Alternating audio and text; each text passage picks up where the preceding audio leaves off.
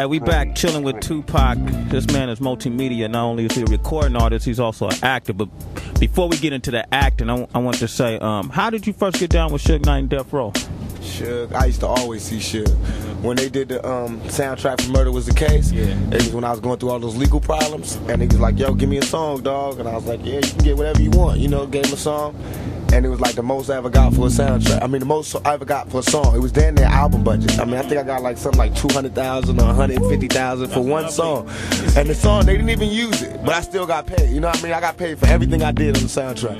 And I think I did like 2 songs or something. And I remember when he did it like, yo, it wasn't even like because he was jocking me. He did it because he knew I was having crazy legal problems. And I was a man. He had asked me to come to Death Row, and I was like, I ain't ready. And instead of like taking it personal, he just did that for me. And I appreciated that. So when I'm in jail and I'm sitting there, what made me do the Death Row thing, because I was really going to quit rapping. But then Puffy and Biggie and all of them came out in the vibe, and they lied, and they twisted the facts. And all I wanted to do was end everything.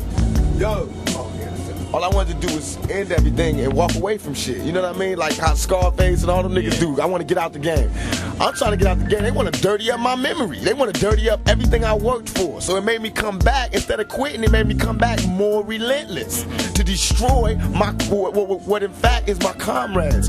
To destroy what used to be my homeboys, what I worked for, my closest clique. You know what I mean? I worked hard all my life as far as this music business to make it East Coast, West Coast love and make everybody feel comfortable. And I dreamed of the days when I can go to New York and be comfortable and they can come out here and be comfortable. So it's not like when people say, why are you doing it East Coast? It's not like it's not silly at all. But you can't disrespect the love. You can't disrespect the peace treaty. That's just like when the Indians made deals with the white dudes and they would just come and rape their women and shoot them up and then leave. No, the Indians ain't gonna love white people no more. They gonna wanna kick up some dust until we think about it and renegotiate the terms of the treaty. And that's what I'm talking about.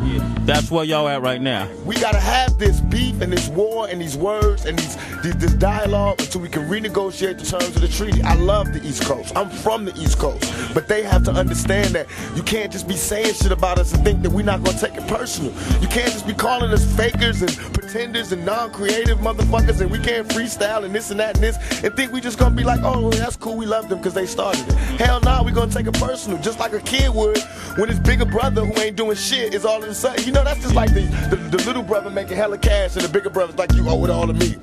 That's wrong, you know what I mean? Don't be mad because the little nigga's coming up, you know what I mean? Now, do you think the East Coast, West Coast rivalry is like both coasts? Or because a lot of people think it's more Bad Boy, Death Row. It is. It's not both coasts. What it is was that the East Coast, the people on the East Coast are real proud, real cultural, and real strong, just like we are on the West Coast. And so what happened was Biggie came at a time, just like what Hitler did with the Jews. Biggie came at a time when they were open to somebody saying, we're the master race, and these guys are nothing, and they're pretenders, and this is why we not making it in the business because of these guys. This is why we not doing nothing because of these guys. So the East Coast really not hating us, really not knowing nothing about us, but just listening to their supposed to be leader. You know, listening to the person that was representing for them. Like, yeah, okay, well, Biggie, you know, he from Brooklyn, woo. You know what I mean? And that's what happened. And so all of a sudden people saying stuff that they didn't even know was what they was doing was like ending our culture when we started. We held it down for y'all. That's how I felt. I was in tears like, what? When y'all was out there on some, when LL was dancing with women in silver suits and niggas was on some other shit, which I'm not mad at because I might do that one day. And I love them niggas, you know what I mean? But I'm saying when you was being creative and wanting to try other boundaries, we was holding it down with this hardcore shit. It might not have been what you wanted, but it kept rap alive for years. It kept money coming in. It let them notice us. So how could you look at us now and be like, this ain't good enough? You know what I mean? We the broken home. Y'all ain't teach us this. We ain't come from we ain't got no subways or graffiti. We learned this, I mean, in spite of the gangs, in spite of all of that, we came up with this culture. You know what I mean? So I felt like we never got what we deserved. And I took it personal because I'm from the East Coast and I know about that culture, but I know about this culture because I was here when it was getting put down. So now I'm doing what the East Coast would have did if the West Coast did this to the East Coast. I'm riding for my side. You know what I mean? You wrong. This is not right. Recognize us. And the only way the East Coast gonna recognize us is for us to do it on records, by money, by sales, and by representing it. Just like KRS-One. When PM Dawn got on stage and he had talk shit about it, what did KRS-One do? So why are people telling me I'm wrong for doing what I'm doing? They love KRS-One. He is hip-hop, am I correct? That's true. Right, so I'm hip-hop. I'm mad at Biggie, I'm rushing the nigga. What's the problem? That's real. The East Coast separate themselves from Biggie. We'll do shows in the East. Everything is beautiful. But so far, the East Coast has been with every interviews I read, every letter I read. Niggas is like, fuck Tupac, Biggie this, Biggie. Like he's representative of the East Coast. So that's why I attack as though I do, because I'm a general and I'm a smart general. And I'm not going to attack at no blind soldiers. I'm going to attack at those attacking me. Only reason people was mad now is because I came out of jail and made this shit a reality. When I got out of jail, the West Coast, East Coast shit was really started.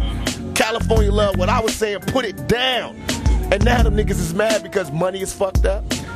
Attitudes have changed. It's not as safe as it used to be. Niggas gotta think about their business steps, and that's what I wanted to happen. Now let's go to the table. Let's talk. Let's make peace. Let's work it out. Let's get a community the money. So you saying with a conversation with guys like Puffy, Biggie, and that whole East Coast? Sit down and conversate with Puffy or Biggie, because that's like Scarface sitting down with the dude he overthrew. You know what I mean? They not on my level, but I can sit down with the OGs from there, which we are doing. People don't even know we not beefing with the East Coast. We starting Death Row East with Eric B, all the OG niggas out there from the East Coast. We got Kane, Christopher Williams, all these artists. We trying to get Bobby Brown, all these artists. We trying to put the East Coast Death Row just like the West Coast Death Row and make it major. You know what I mean?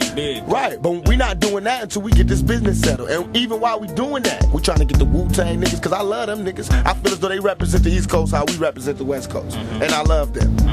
You know what I mean? So that's what we trying to do. We doing it like if everybody raps is what they really think, then everybody should understand what I'm doing, because it's gangster shit number one, it's war shit number two, and it's all by the rules of the game. You know what I mean? I'm doing shit, I'm calling for dialogue. I'm gathering attention for dialogue, which is what you do in a struggle for power. That's real, that's real. We still chilling with Tupac. It's intense. I love this, brother. I like this. My man keeping it real. We're going to come back with more Tupac right here.